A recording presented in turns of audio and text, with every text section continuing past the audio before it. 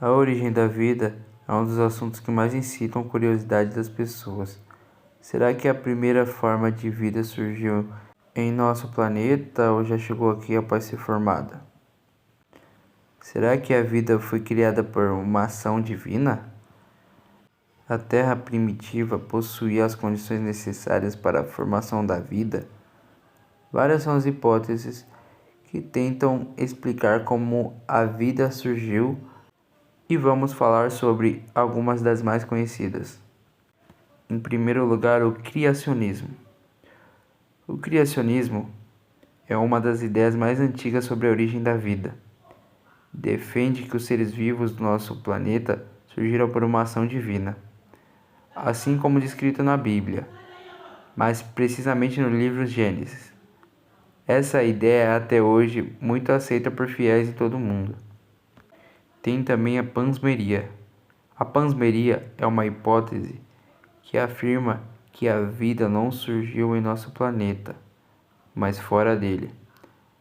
Essa ideia teve início com uma afirmação do filósofo grego Anaxágoras, que afirmou que sementes da vida poderiam ser encontradas em todo o universo.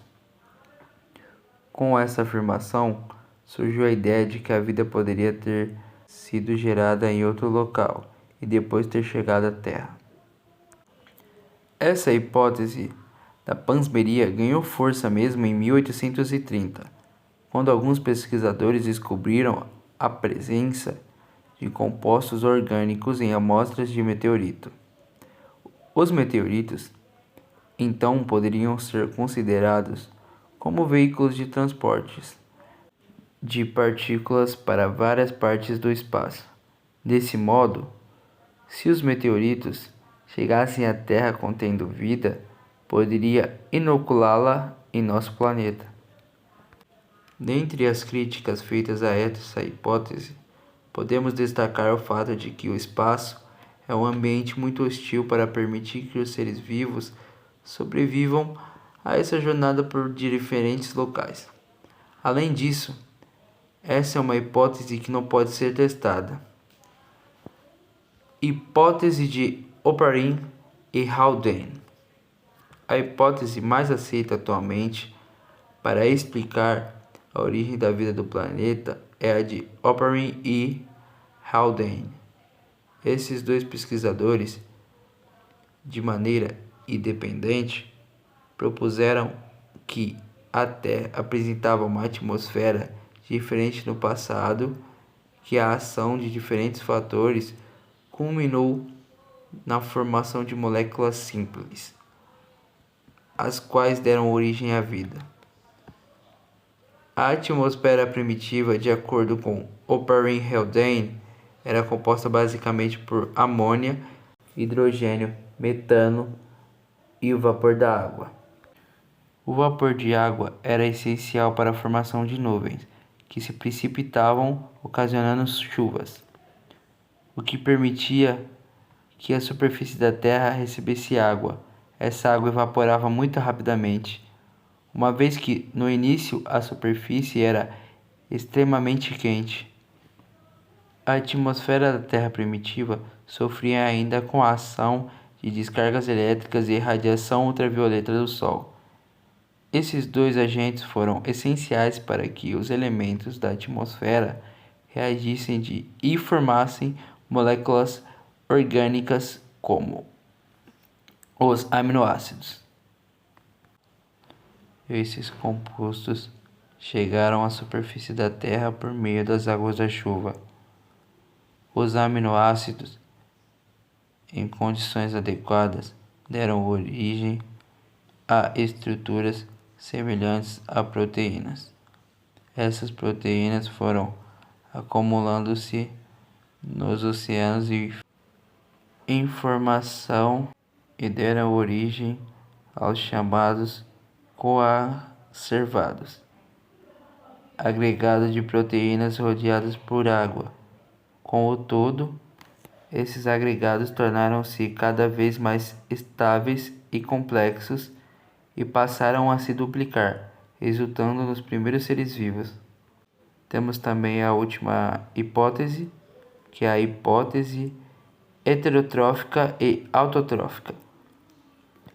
O planeta primitivo apresentava condições pouco propícias à vida. Assim sendo, muito ainda se discute a respeito de como era o primeiro ser vivo e como ele conseguia alimento naquele ambiente. Duas hipóteses tentam explicar como eram esses seres vivos: a hipótese de heterotrófica e a hipótese de autotrófica. Como sabemos, os organismos heterotróficos são incapazes de produzir seu próprio alimento, necessitando captar matéria orgânica do meio.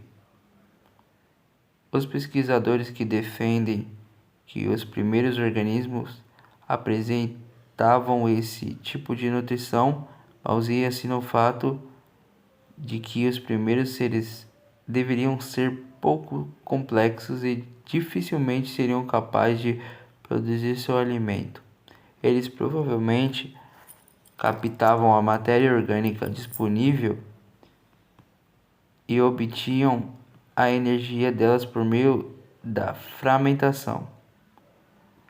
A outra hipótese existente sugere que os seres vivos primitivos eram sim capazes de produzir seu próprio alimento e realizavam quimiocinese, isto é, quando os seres vivos são capazes de produzir moléculas orgânicas usando a energia liberada de compostos inorgânicos.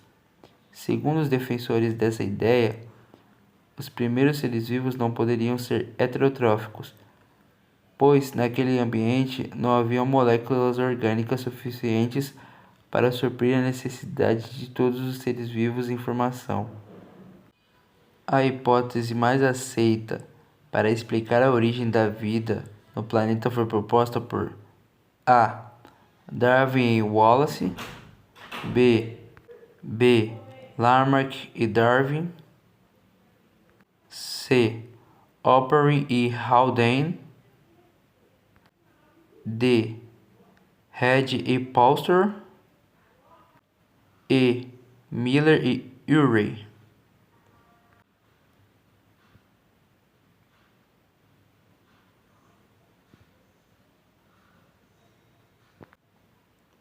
Alternativa C.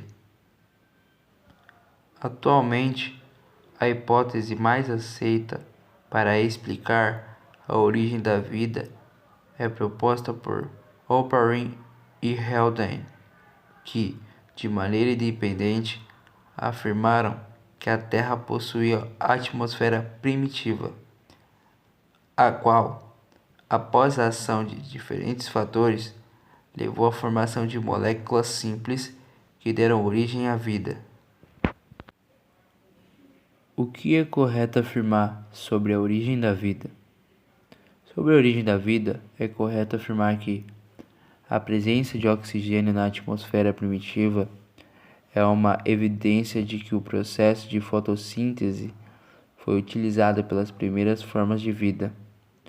Os primeiros seres vivos heterotrófos e obtinham energia por meio de fermentação. Quando surgiu, de fato, a vida na Terra? Para imaginarmos como a vida surgiu em nosso planeta, precisamos recuar muito ao tempo. A idade da Terra é estimada em cerca de 4,5 bilhões de anos, sendo que os primeiros ensaios sobre a origem da vida teriam começado há 3,5 bilhões de anos, quando uma crosta terrestre começou a se formar com o esfriamento do nosso planeta.